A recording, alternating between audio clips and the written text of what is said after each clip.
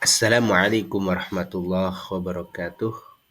Perkenalkan, nama saya Sunaryadi, mahasiswa UIN Cyber Sheikh Nurjati Cirebon, kelas A27. Pada kesempatan kali ini saya akan mempresentasikan tentang tayamum. Apa itu tayamum? Bagaimana cara bertayamum? Dan apa hikmah dalam menjalankan tayamum ini? Akan dibahas pada kesempatan kali ini. Apa itu tayamum? Jadi, tayamum secara bahasa, kata tayamum itu berasal dari bahasa Arab, yaitu tayammama, yang berarti menuju atau menyengaja. Nah, secara istilah, tayamum adalah cara bersuci dengan menggunakan debu atau tanah yang suci sebagai pengganti air ketika tidak memungkinkan menggunakan air karena suatu uzur tertentu.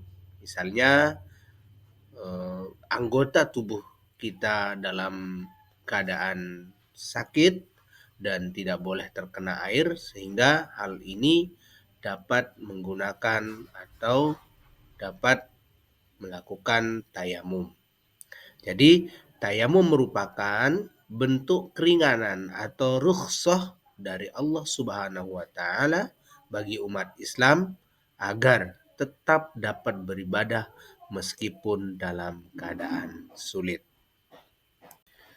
Selanjutnya, dasar hukum atau dalil tayamum. Nah, dasar hukum dari tayamum ini terdapat dalam surah Al-Maidah ayat 6. Allah Subhanahu wa taala berfirman, A'udzu billahi minasyaitonir rajim. Bismillahirrahmanirrahim. Wa in kuntum marda aw ala safarin aw jaa ahadum minkum minal ghaid aw lamastumun nisa falam tajidu ma'an fatayammamu sa'idan tayyiba famsahu biwujuhikum wa aydiyakum min ma yuridullahu liyaj'ala 'alaikum min harajin walakin yuridu liyutahhirakum wa liyutimma ni'matahu 'alaikum la'allakum tashkurun. Nah, inti dari ayat ini bahwa apabila kita sakit ya dalam perjalanan atau tidak menemukan air, Allah memerintahkan kita bertayamum dengan tanah yang baik atau debu yang suci. Kemudian kita disuruh menyapu wajah dan tangan saja dengan tanah yang suci tersebut. Nah, maksudnya di sini bahwa Allah itu tidak mau menyulitkan hambanya ya untuk beribadah kepadanya. Jadi Allah tidak hendak menyulitkan kita, tetapi Allah hendak membersihkan kita ya untuk menyempurnakan nikmat-nikmat Allah Subhanahu wa taala tersebut. Selanjutnya, sebab diperbolehkannya tayamum.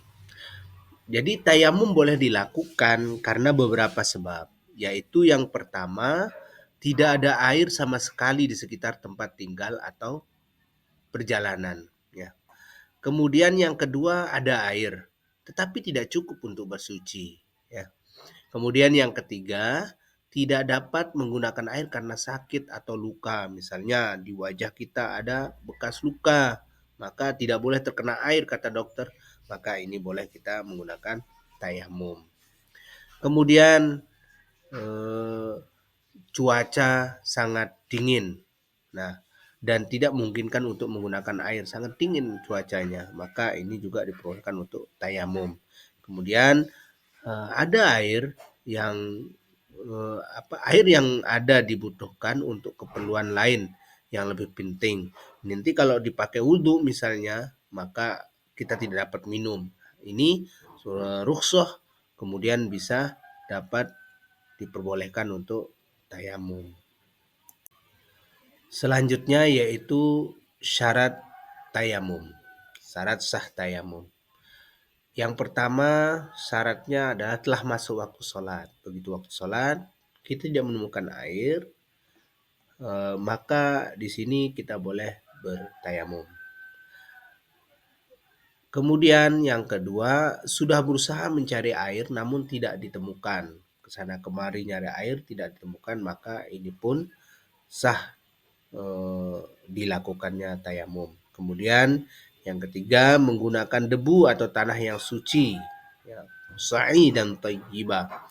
Kemudian yang keempat, mengetahui arah kiblat dan waktu sholat. Nah, kita tahu arah kiblat mana dan waktu sholat sudah masuk, begitu. Dan yang terakhir yaitu tayamum dilakukan setelah sebabnya terjadi. Seperti tadi, eh, tidak ada air ataupun sakit, maka ini boleh atau sah dilakukannya tayamum.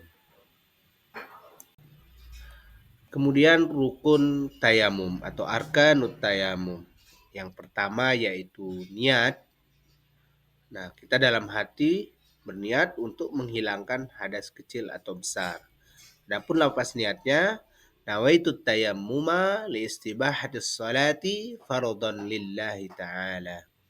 Aku berniat tayamum agar diperbolehkan salat fardu karena Allah Ta'ala. Kemudian yang kedua, mengusap wajah, mashul wajhi. Yang ketiga, mengusap kedua tangan, mashul yadaini, sampai dengan siku. Dan yang terakhir yaitu tartib, yaitu mendahulukan wajah sebelum tangan. Langkah-langkah tayamum. Pertama, niat. Lafaz niatnya. Nawaitu tayammuma li istibahatis salati lillahi ta'ala. Kemudian tepukkan kedua telapak tangan ke tanah atau debu yang suci. Lalu usapkan ke seluruh wajah dengan kedua tangan.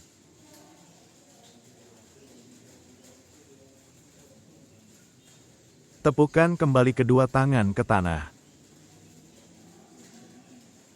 Lalu usapkan kedua tangan hingga pergelangan tangan.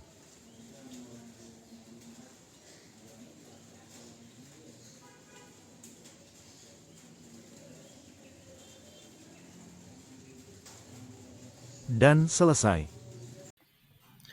Setelah kita menyaksikan video praktik, kemudian selanjutnya yaitu apa saja yang membatalkan tayamum.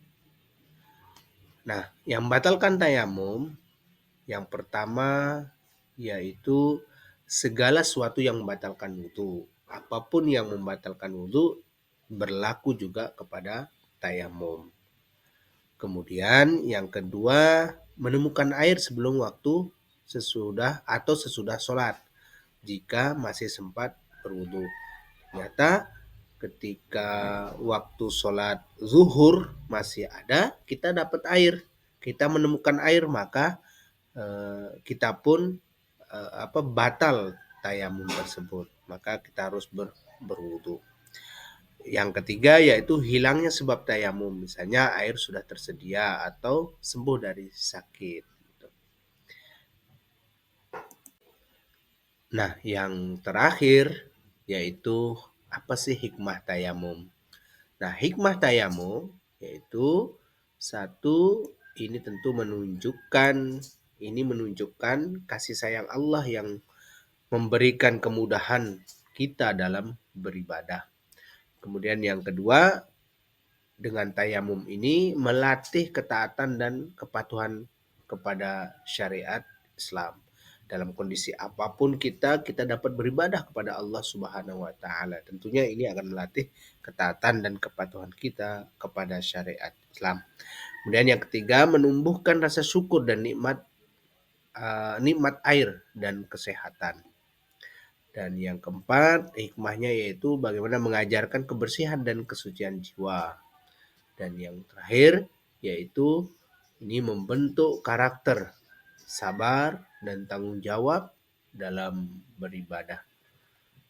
Jadi kesimpulan dari materi ini yaitu bahwa tayamum merupakan bentuk kasih sayang Allah Subhanahu wa taala kepada umat Islam agar tetap dapat beribadah meskipun dalam keadaan sulit.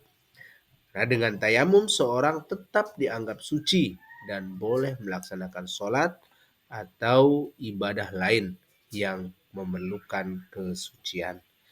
Demikian presentasi saya pada kesempatan kali ini. Mudah-mudahan bermanfaat. Akhirul kalam. Allahul muwaffiq ila aqwamit thoriq. Wassalamualaikum warahmatullahi wabarakatuh.